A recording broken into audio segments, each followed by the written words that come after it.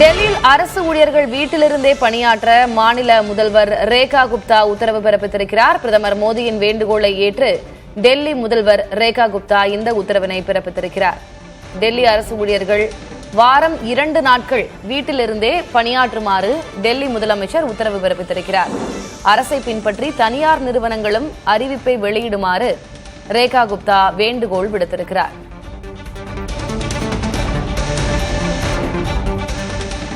டெல்லியில் அரசு ஊழியர்கள் வீட்டிலிருந்தே பணியாற்ற மாநில முதல்வர் ரேகா குப்தா உத்தரவு பிறப்பித்திருக்கிறார். முக்கியமான அண்மை செய்தி.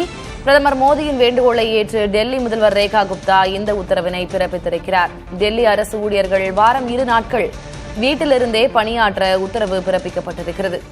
அரசை பின்பற்றி தனியார் நிறுவனங்களும் அறிவிப்பை வெளியிடுமாறு ரேகா குப்தா வேண்டுகோள் விடுத்திருக்கிறார்.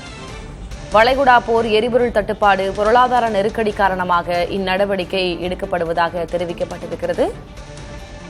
ஏற்கனவே பிரதமர் நரேந்திர மோடி வீட்டிலிருந்து பணியாற்றும் ஒர்க் ஃப்ரம் ஹோமை கடைபிடியுங்கள் என்று அறிவிப்பு வெளியிட்டிருந்தார். அதனைத் தொடர்ந்து பல்வேறு தளங்களிலும் கேள்விகள் எழுந்தன. எதற்கான சமிக்கை இது என்ற கேள்விகளும் எழுந்திருந்தன. தற்போது தலைநகர் டெல்லி இதனை நடைமுறைப்படுத்தியிருக்கிறது.